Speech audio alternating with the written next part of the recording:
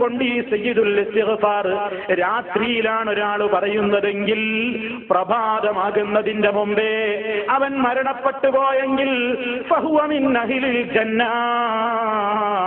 അവനും സ്വർഗ്ഗക്കാരനാണ്. നബി സല്ലല്ലാഹു അലൈഹി വസല്ലം ഈ ഒരു സന്തോഷ വാർത്ത നമുക്കറിയിച്ചിട്ട് അത് കേട്ടിട്ട് പഠിച്ചിട്ട് മനസ്സിലാക്കിയിട്ട്, ഓ പ്രിയപ്പെട്ടവരെ, നമ്മുടെ എത്രയെത്ര പകലുകൾ അത് ചൊല്ലാതെ കഴിഞ്ഞുപോയി, എത്രയെത്ര രാത്രികൾ അത് ചൊല്ലാതെ കഴിഞ്ഞുപോയി. എങ്കിൽ ഇനി അതുണ്ടായിക്കൂടാ, ഇനി ആ അലസത ഉണ്ടായിക്കൂടാ.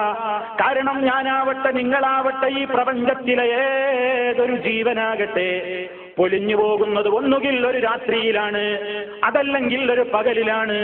രാത്രിയിൽ മരിക്കുകയാണെങ്കിലും പകലിൽ മരിക്കുകയാണെങ്കിലും നമുക്ക് സ്വർഗാവകാശിയായി മരിക്കണം, നമുക്ക് സ്വർഗാവകാശിയായി മരിക്കണ്ടേ.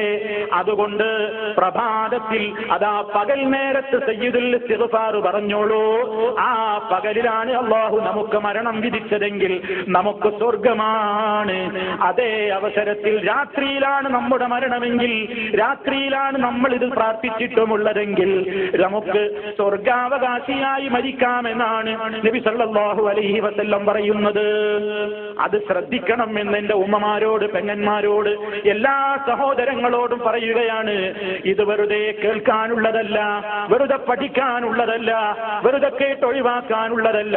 ഒന്ന് ശ്രദ്ധ വെക്കണേ. വളരെ വിശദമായി നമ്മുടെ പ്രാർത്ഥനകൾ, പ്രകീർത്തനങ്ങൾ എന്ന പ്രഭാഷണ പരമ്പരയിലൂടെ കൃത്യമായി വിശദീകരിക്കപ്പെട്ടിട്ടുള്ള ഒരു ദുആയായതുകൊണ്ട് ഞാൻ അതിന്റെ വിശദാംശങ്ങളിലേക്ക് പ്രവേശിക്കുന്നില്ല. പക്ഷേ നിങ്ങളത് പ്രത്യേകമായി പഠിക്കണം, തെറ്റുകൂടാതെ ഉരുവിടണം, അർത്ഥം മനസ്സിലാക്കണം, ആശയം ഗ്രഹിക്കണം. എന്നിട്ട് മിനിമം 2 നേരമെങ്കിലും, അഥവാ പ്രഭാതത്തിലൊരിക്കെ, പ്രദോഷത്തിലൊരിക്കെ, പകലിലൊരിക്കെ, രാത്രിയിലൊരിക്കെ അത് മനസ്സറിഞ്ഞുകൊണ്ട് ചൊല്ലണം. കാരണം നമുക്ക് അല്ലാഹു ഏത് ഘട്ടത്തിൽ മരണം വിധിച്ചാലും മിൻ അഹ്ലിൽ ജന്ന, സ്വർഗാവകാശിയായി കൊണ്ട് മരിക്കാൻ അല്ലാഹു നമുക്ക് തൗഫീഖ് ചെയ്യുമാറാകട്ടെ. ഇനി പ്രിയപ്പെട്ടവരെ, മറ്റൊരു കാര്യം നബി സല്ലല്ലാഹു അലൈഹി വസല്ലം അതിനുപോൽബലകമായ വേറൊരു കാര്യം പറഞ്ഞില്ലേ? നമ്മളതും പലപ്പോഴും ശ്രദ്ധിക്കാതെ പോകുന്നുവോ, അതിൽ അശ്രദ്ധരായി മാറുന്നുവോ? നബി തങ്ങൾ നമുക്ക് പഠിപ്പിച്ചു തന്നു, നീ ഉറങ്ങാൻ കിടക്കുന്ന നേരത്ത് വുദൂഓടുകൂടി ഉറങ്ങാൻ കിടക്കണം, ശുദ്ധിയായ നിലയിൽ നീ ഉറങ്ങാൻ കിടക്കണം. എന്നിട്ടൊട്ടേറെ പ്രാർത്ഥനകൾ അവിടുന്ന് പഠിപ്പിച്ചു തന്നില്ലേ? ആ കൂട്ടത്തിൽ അവസാനം നിന്റെ വാക്കെന്തായിരിക്കണമെന്ന് അവിടുന്ന് പഠിപ്പിച്ചു തന്നിട്ടുണ്ടല്ലോ. അല്ലാഹുമ്മ അസ്ലംതു നഫ്സി ഇലൈക എന്ന് തുടങ്ങുന്ന പ്രാർത്ഥന.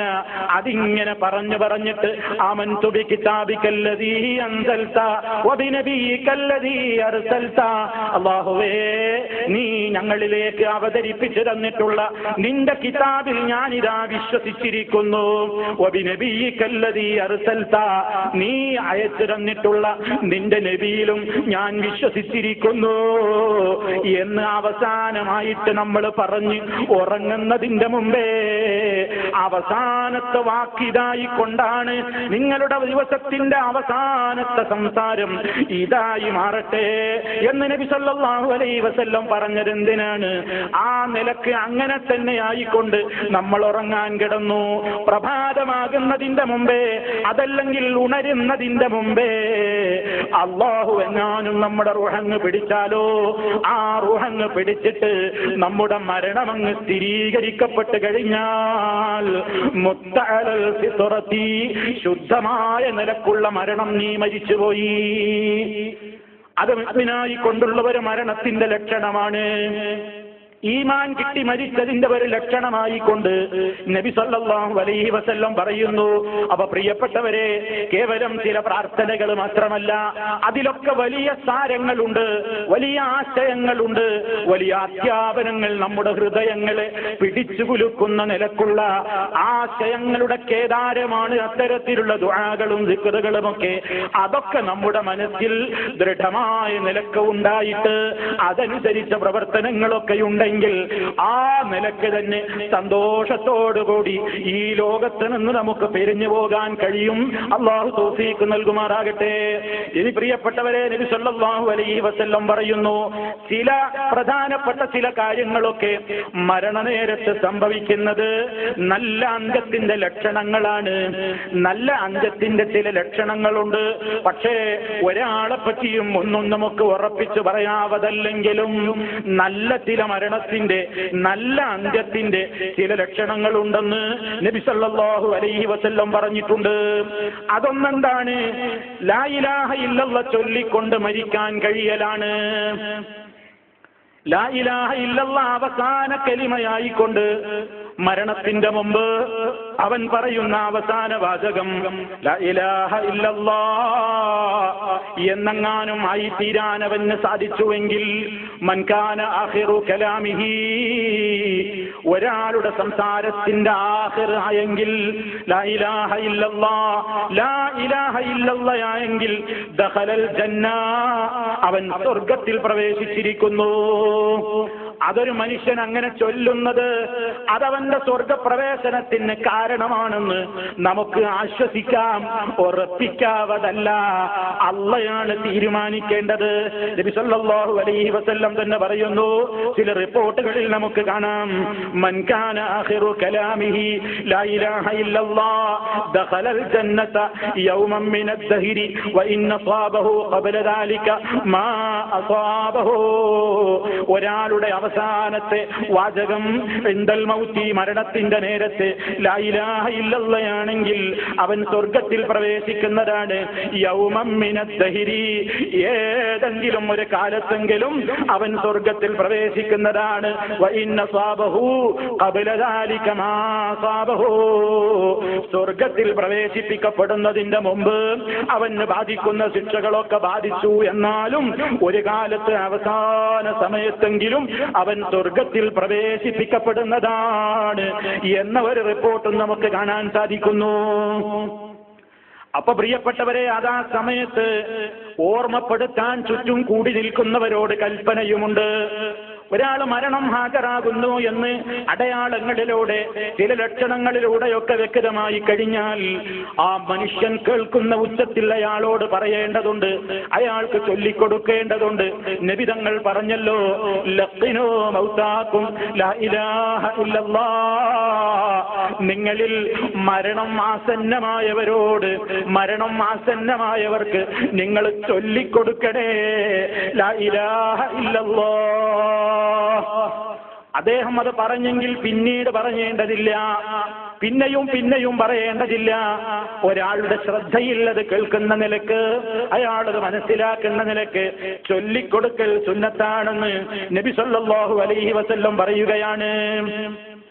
ഇനി സഹോദരന്മാരെ, ആ അവസരത്തിൽ വലിയ ദാഹമുണ്ടാകുമെന്ന് നമുക്ക് ആളുകളതാ അവരുടേതായ അവസ്ഥ, വളരെയേറെ ദാഹമുണ്ടാകുന്ന സന്ദർഭമാണ്. ഒരിത്തിരി വെള്ളം ആ ചുണ്ടിലും അതുപോലെ തന്നെ നാവിലുമൊക്കെ ഇറ്റിച്ചു കൊടുക്കാൻ ശ്രദ്ധിക്കേണ്ടുന്ന കാര്യമാണ്. അതേപോലെ തന്നെ അവിടെ കൂടി നിൽക്കുന്ന മനുഷ്യന്മാര് രോഗിയുടെ സമീപത്താണെങ്കിലും ഇനി ഒരു ജനാസയുടെ സമീപത്താണെങ്കിലും മനുഷ്യന്മാരിങ്ങനെ മരണം ഒരാൾക്ക് ആസന്നമാകുന്ന നേരത്ത് ചുറ്റുഭാഗത്തും കൂടി നിന്നുകൊണ്ട് അട്ടഹസിച്ചുകൊണ്ട് കാര്യമില്ല, അതല്ലെങ്കിൽ പൊട്ടി പൊട്ടി കരഞ്ഞതുകൊണ്ട് കാര്യമില്ല. രോഗിയുടെ സമീപത്ത്, അത് ഏത് നിലക്കുള്ള രോഗിയാണെങ്കിലും, ആസന്ന മരണനായ രോഗിയാണെങ്കിലും, ഇനി മരണപ്പെട്ട് കഴിഞ്ഞിട്ടുള്ള ജനാസ മയ്യത്താണെങ്കിലും അവിടേക്ക് പോയി കഴിഞ്ഞാൽ ഖൈറായ കാര്യങ്ങൾ അല്ലാഹുവോട് ദുആ ചെയ്യാനാണ് നബി സല്ലല്ലാഹു അലൈഹി വസല്ലം പറഞ്ഞിട്ടുള്ളത്. ഇദാ ഹദർതുമുൽ മരീദ അവിൽ മയ്യിത ഫഖൂലൂ ഖൈറാ ഫഇന്നൽ മലായികത യുഅമ്മിനൂന അലാ മാ തഖൂലൂൻ. പല സഹോദരങ്ങളും ശ്രദ്ധിക്കാത്ത മറ്റൊരു കാര്യമാണ് ഈ പറയുന്നത്. രോഗിയുടെ അരികിൽ പോയി മറ്റുള്ള വർത്തമാനങ്ങൾ പറഞ്ഞ് പിരിഞ്ഞു പോരുന്നു. മരണാസന്നനായ രോഗിയാണെങ്കിൽ അവിടെ നെടുവീർപ്പും വെപ്രാളവും ചുടുനിശ്വാസവും അതുപോലെ തന്നെ ഖേദപ്രകടനവും സഹതാപവാക്കുകളും ഒക്കെ പറയുന്നു. അതുകൊണ്ടൊന്നും കാര്യമില്ല കേട്ടോ. ഈ രോഗിക്ക് വല്ല ഉപകാരവും കിട്ടണോ, ഈ മയ്യത്തിന് വല്ല ഉപകാരവും കിട്ടണോ, ആ സ്ഥലത്താരെങ്കിലും ഹാജരുണ്ടെങ്കിൽ, പുരുഷനാണെങ്കിലും സ്ത്രീ കാര്യമാണെങ്കിലും പ്രത്യേകം ഓർമ്മപ്പെടുത്തുന്നു, നിങ്ങൾ നല്ലത് പറയണേ, നല്ലത് പറയണേ, നല്ല കാര്യത്തിന് അള്ളാഹിനോട് ചോദിക്കണേ. ആസന്ന മരണനായ രോഗിയുടെ സമീപത്ത് പോയി യാസീനോദനം എന്നല്ല ഇതിന്റെ അർത്ഥം. അതല്ലെങ്കിൽ മരിച്ചു കിടക്കുന്ന ജനാസയുടെ സമീപത്ത് ഇരുന്നു കൊണ്ട് ഖുർആൻ ഓതണം എന്നല്ല ഇതിന്റെ അർത്ഥം.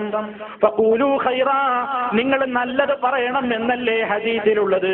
ഏറ്റവും വലിയ നല്ല വാക്ക് ഖുർആനല്ലേ. ഖൈറുൽ കലാമി കലാമുല്ലാഹ്, വർത്തമാനങ്ങളിൽ വെച്ച് ഏറ്റവും മുന്തിയ വർത്തമാനം അള്ളാന്റെ കലാമല്ലേ. അപ്പോൾ പിന്നെ രോഗിയുടെ അരികിലിരുന്നു കൊണ്ട് പ്രത്യേക മരണം മായ രോഗിയുടെ സമീപത്ത് യാസീൻ ഓതിക്കൊടുക്കലല്ലേ വേണ്ടത്. അതല്ലെങ്കിൽ മരിച്ച മയ്യത്തിന് സമീപത്തിരുന്നു കൊണ്ട് ഈ ഖുർആൻ ഓതലല്ലേ വേണ്ടതെന്നല്ലേ